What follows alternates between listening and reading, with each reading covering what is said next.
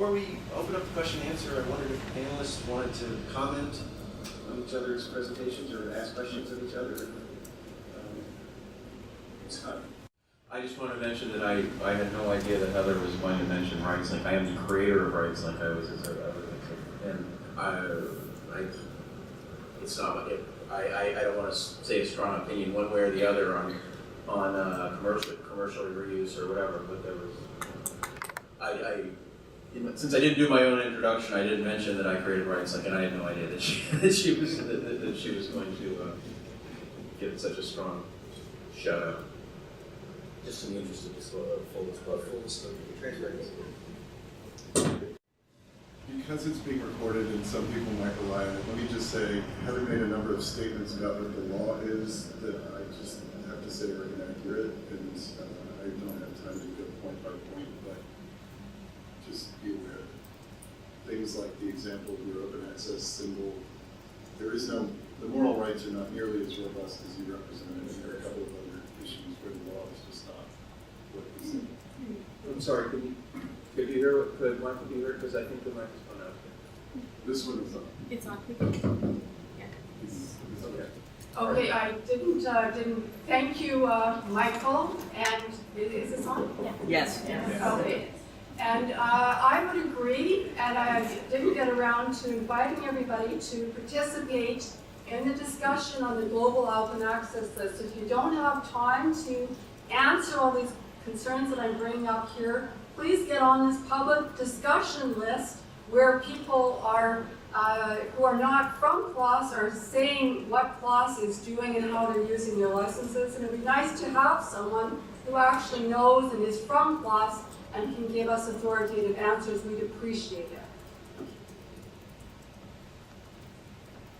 Thank you. Any questions from the audience? Good morning. My question, I think, is more practical in nature as opposed to a lot of the discussion that was up there. But beyond the question of covering costs for publications, I think consideration for a lot of associations is that their publications, their editorial content, is a member benefit. That's what they're paying for.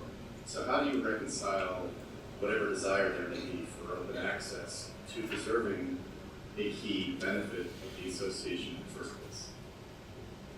Is that to anybody specifically, or just anybody on the panel?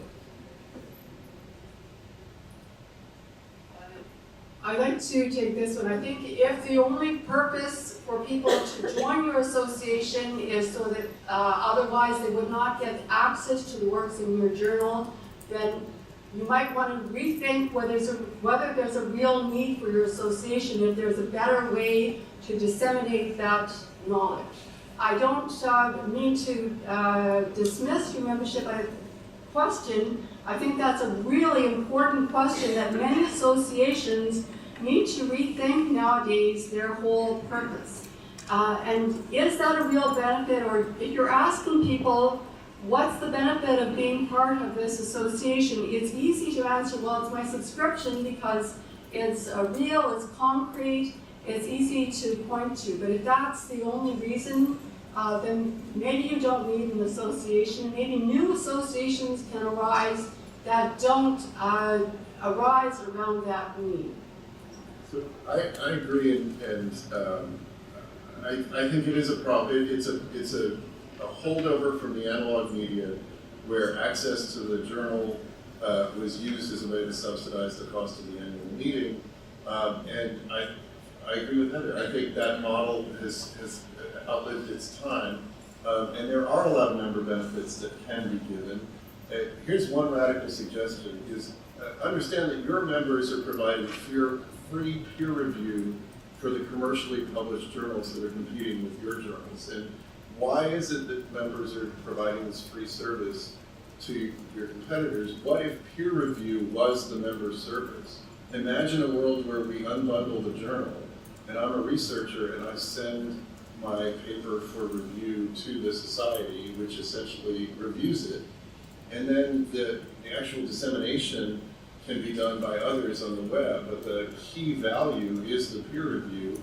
It's the members that add that value, but the membership organization doesn't get to realize the full value because the members are off reviewing for other publications as well. So it's a radical suggestion, but one possible future.